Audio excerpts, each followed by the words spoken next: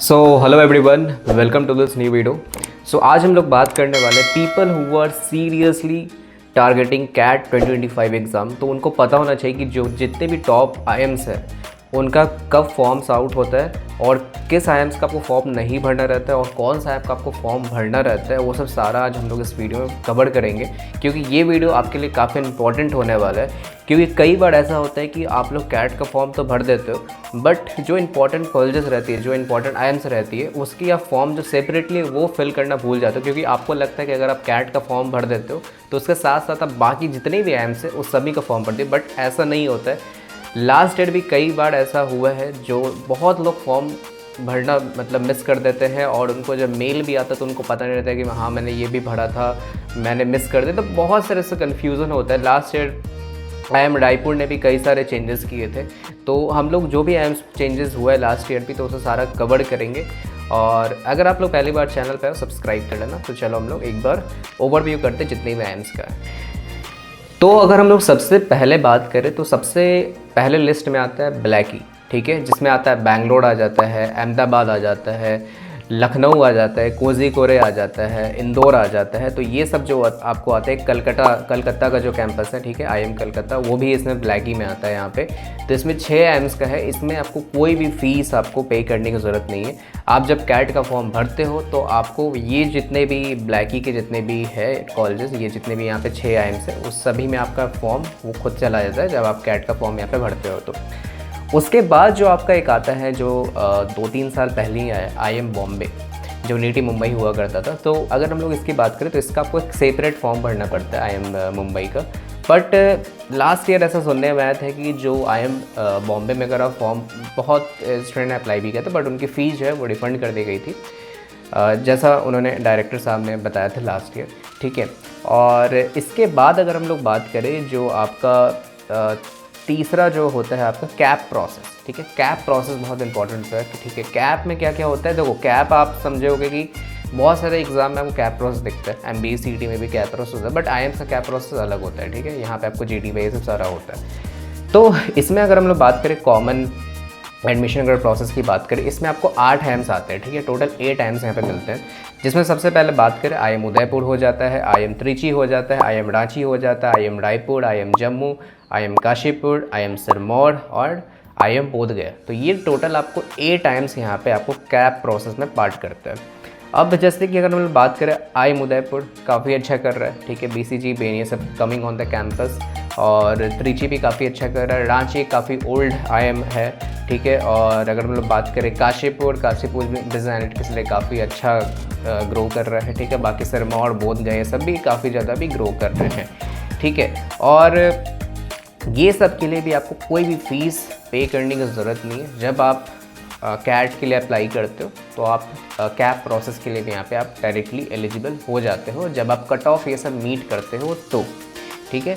तो ये आईएम्स का कैप प्रोसेस होता है। एक सैप प्रोसेस भी होता है, ठीक है। सैप प्रोसेस वो जब बाकी सारे जब आईएम्स वो सब खुद का कंडक्ट करते हैं, ठीक है। मतलब हर साल ना अलग अलग कैप प्रोसेस होता है, हर साल अलग अलग आईएम्स ना कैप प्रोसेस या फिर सैप प्रोसेस कंडक्ट कराते हैं, ठीक है। तो वो जब कैट 2025 का कैप प्रोसेस स्टार्ट होगा तो मैं एक सेपरेटली इसके बोर्ड वीडियो बना दूंगा कैसे कैसे आपको अप्लाई करना है। और अगर हम लोग बात करें लास्ट ईयर जो हुआ था आईएम रायपुर ने क्या बोला था कि मैं कैप प्रोसेस में नहीं जाऊंगा, ठीक है। मैं सेपरेटली सबका फॉर्म फिल कराऊंगा और उसके बाद हम लोग का इंटर जीडीपी राउंड होगा, ठीक है।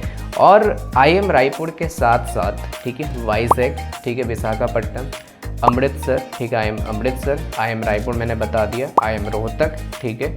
और एक आईएम हो जाता है संबलपुर। इसका अगर आप शॉर्ट में नाम लोगे तो VARRS आप बोल सकते हो, वार्ड्स, ठीक है। और इसमें ना सबसे ज़्यादा जो पैसा लेता है ना, बाकी जितनी भी अगर आईएम्स में आप देखोगे, आईएम रोहतक, ठीक है, सबसे ज़्यादा ये पैसा लेता है, ठीक है। ये काफ़ी मतलब 2000 से ऊपर इसका फ़ीस होता है, ठीक है, अपार्ट फ्रॉम कैट का फ़ीस पे अगर हम लोग बात करें तो, ठीक है। और अगर हम लोग बात करें ये जो सभी की फॉर्म्स है, आपको दिसंबर 21 मतलब आपको दिसंबर मिड के बाद सबकी फॉर्म्स आउट हो जाती है, जो भी वाइजैक, अमृतसर, रायपुर, रोहतक और संबलपुर ये सब का है। तो ये सब की फॉर्म्स आपको बाद में आउट हो जाती है। और देखो अगर हम लोग बात करें जैसे कि कैप प्रोसेस के लिए, ठीक है। कैप प्रोसेस में अगर आपको जाना है IIM जो आप बेबी M7 IIM टारगेट कर रहे हो, ठीक है, कैप प्रोसेस के लिए, वहाँ पे मैं मिनिमम अगर मैं बात करूँ तो आपको ओवरऑल जो परसेंटाइल लाना, अगर आप जनरल से अगर आप आते हो, जनरल कैटेगरी से आप आते हो, तो कम से कम आप 95+ ही लाओ, ठीक है। वो ज़्यादा के लिए सेफ़र साइड होता है यहाँ पे। बाकी सेक्शनल तो सबका यहाँ पे 75 या किसी किसी का वो 70 भी रहता है, ठीक है। और बाकी रायपुर और ये सब अगर वाइजैग की सबकी बात करें तो अगर आपका यहाँ पे ओवरऑल सेक्शनल के भी भूल जाओ, अगर आपका ओवरऑल काफ़ी अच्छा आ जाता है, ठीक है, मतलब आप ओवरऑल 95 परसेंटाइल भी ले आते हो, बट हाँ सेक्शनल भी क्लियर कर लेना, तो डेफिनेटली आपको यहाँ पे कॉल आएगा और चांसेस होता है कन्वर्ट करने काफ़ी ज़्यादा। तो अगर आप ये सब IIM टारगेट कर रहे हो, ठीक है, जो अमृतसर हो जाता है, रायपुर, रोहतक, ठीक है, IIM संबलपुर, वाइजैग, ये सब, तो अगर आप 95 परसेंटाइल लाते हो तो काफ़ी एक बड़ी अपॉर्चुनिटी आपको मिल जाता है ये सब जितने भी IIM से उसको कन्वर्ट करने का, ठीक है। और ये सब का नॉर्मली कट ऑफ रहता है। कैप प्रोसेस का जो कट ऑफ होता है ना, जैसे कि 75 किसी का 70 भी रहता है सेक्शनल, और ओवरऑल में बात करूँ तो आपका 85-90 रहता है, तो इसका भी उतना ही रहेगा, ज़्यादा सिमिलर ही रहता है, नॉर्मल एज कट ऑफ यहाँ पे देखा गया है, ठीक है। बाकी अगर आप IIM बॉम्बे हो जाता है तो IIM बॉम्बे का, मुंबई, ये सब का तो उसका काफ़ी हाई रहता है, 98-99 परसेंटाइल वहाँ पे जाता है। तो ये बेसिकली आपको एक मैं आइडिया दिया हूँ कि कैसे आपको कैट जब आप फॉर्म भरो तो ये सब कॉलेज है आप लिस्ट बना कर रख लो ताकि आप भूलो नहीं। और एक इम्पॉर्टेंट अपने नोट ज़रूर से कर लेना, डायरी में भी लिख लो, या फिर आप एक काम कर सकते हो।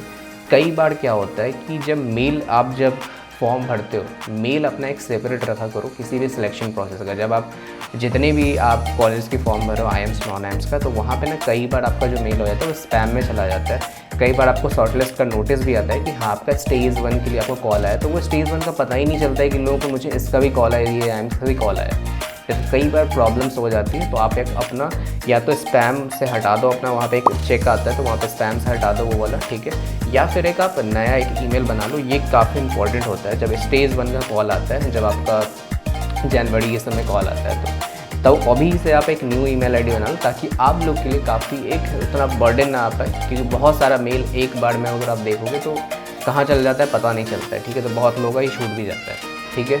तो ये इंपॉर्टेंट पॉइंट है, ठीक है। तो ये था कंप्लीट आज का वीडियो। आई होप कि आपको सारा कुछ समझ में आया हो। कोई भी डाउट आता है, ठीक है, कोई भी अगर इशू है तो आप कमेंट बॉक्स में बता सकते हैं, मैं ज़रूर उसकी रिप्लाई दूंगा, ठीक है। एंड सभी ग्रुप से ज्वाइन हो जाना, कैट के व्हाट्सएप ग्रुप का लिंक आपको डिस्क्रिप्शन बॉक्स में मिल जाएगी। तो all the best, thank you.